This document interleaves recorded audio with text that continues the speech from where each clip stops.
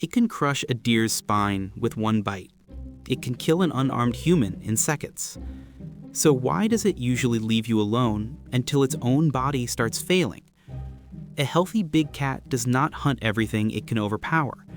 It hunts the prey its body can kill cleanly, and you are a bad fit for that.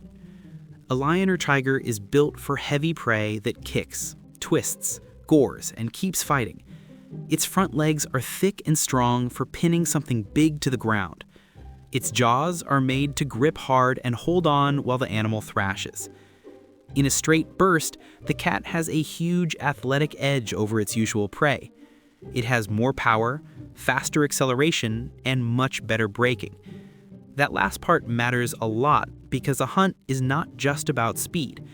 It is also about closing in, turning, stopping, and hitting at exactly the right second. Here is the part people miss. More power does not make every target a better choice. A big cat built for zebra-sized prey is a little like a heavy clamp made for thick steel. It can absolutely crush a soda can, but that doesn't make the soda can the best thing to use it on. A walking human is lighter, narrower, and upright. You move differently from deer and antelope. You are not as worth it as a big wild kill, and your body shape does not fit the kill sequence the cat does best. There is another problem. Bigger bodies pay a price when they turn. A heavy cat can close fast in a straight line, but tight turns cost it more than they cost smaller, quicker prey. So prey choice is not just about what looks weak. It is also about what fits the cat's built-in attack pattern. Healthy cats show that pickiness early. They don't just run into random animals and shrug. They go after certain prey and start hunts on those species more often than simple chance would predict. So humans are usually off the menu for a blunt reason. Not pity, not respect, just a bad fit. Then the body starts to break. The first things that matter are exactly what you would expect: teeth, jaws, legs, and all the ugly injuries prey can fight back with. A buffalo can gore, a hoof can smash a face, and porcupines, incredibly, can mess up a big cat far worse than most people realize. In dozens of serious lion injuries, quills went deep into the snout and mouth. Some went in more than 6 inches. They broke teeth and left infections. Biting with that mouth would feel like slamming your face onto a box of nails. Young male lions get hit especially hard because they're reckless, and they don't have pride mates helping pull the quills out. Small, dry rodent. Huge life change. Nature is rude like that. Now, think about what happens next. The cat is still dangerous, and it can still kill, but every normal kill starts to hurt. Grabbing a zebra hurts. Holding a buffalo hurts. Sprinting and breaking and wrestling on a bad leg hurts. Normal prey starts costing more pain than the cat can handle. A person walking on a path near a village is slower, less armed, and easier to ambush. Livestock too. This is where the legend gets it wrong. The cat did not discover some hidden love of human flesh. It got worse at the job it was built for. A clear example showed up in 1991 near Mfuwe in Zambia. A lion killed at least 6 people there, and after it was shot, its body told the story.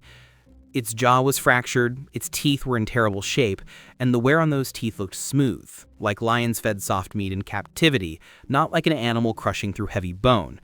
It was taking easier food. Humans were not the preferred prize. Humans were the soft option. That phrase, when people use it about humans, sounds almost mystical in old stories. It is not. It usually means the cat kept its ability to kill, but lost the ability to kill normal prey cleanly. And then you get the famous names people actually remember. Tsavo first. In 1898, 2 male lions killed at least 35 railway workers in Kenya. These are the lions from the legend, the movie, the whole man-eater mythology package.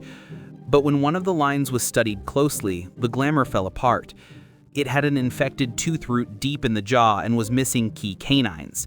Trying to grip and suffocate a large, struggling wild animal with that mouth would have been agony. The tooth wear also pointed to soft food, not a life spent smashing through tough carcasses. So even here, in one of the most famous man-eater cases on Earth, the monster story comes with a damaged mouth. Rudraprayag is uglier in a different way. From 1918 to 1926, a leopard killed more than 125 people in northern India. This case is not as neat as a broken fang. The likely trigger was a cholera epidemic, then influenza, which left human bodies unburied often enough for the leopard to start feeding on them. Human bodies kept appearing with no chase and almost no fight, so the leopard no longer had to bring down healthy wild prey. Then the epidemics ended, but the behavior stayed. So there are at least two roads into man-eating. One is a damaged body that cannot do the old job well anymore.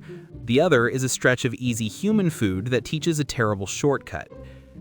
Put less comfortably, the worst part is not that the cat finally noticed you. The worst part is that deer and antelope became harder to kill than you. The clearest proof comes from the biggest case of all.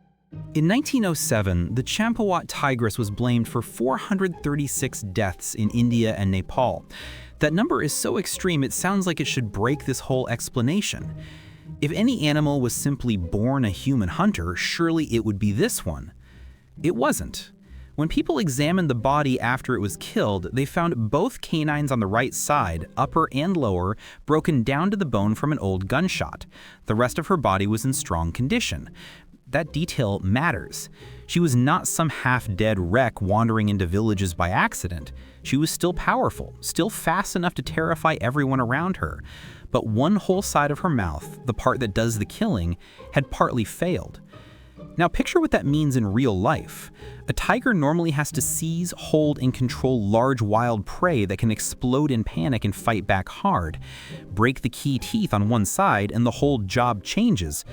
A human is still dangerous in its own way, but compared with a full wild ungulate, a person is slower, easier to surprise, and much easier to overpower once contact happens. So the deadliest tiger case ever recorded does not show a healthy predator finally revealing its true preference. It shows a predator whose normal prey had become too hard and too painful to kill with that mouth. That is the brutal twist. One of history's most infamous man-eaters was a tiger with a broken mouth. Which explanation unsettles you more? The injured cat pattern, or the idea that repeated human exposure can teach a predator that people are easy food? The honest answer is that not every case fits neatly into the injury box. Some old records are thin, and not every carcass got examined. A few counterexamples seem to involve extreme prey scarcity, repeated exposure to humans, or learned behavior rather than obvious physical damage. And some attacks are not predatory hunts at all. They are defensive, territorial, or pure surprise at close range. But the pattern that survives the messy cases is still very clear. Healthy big cats do not routinely choose humans as standard prey. True predatory man-eating usually means something has gone wrong in the cat's normal hunting system. So the next time you hear that a tiger or lion spared you, do not picture mercy. Picture broken teeth. Picture painful bites. Picture a predator built for antlers, hooves, and violent resistance walking past you because deer and antelope are what its body knows how to kill. And when that changes, the thing you keep finding is not some hidden bloodlust. It is damage.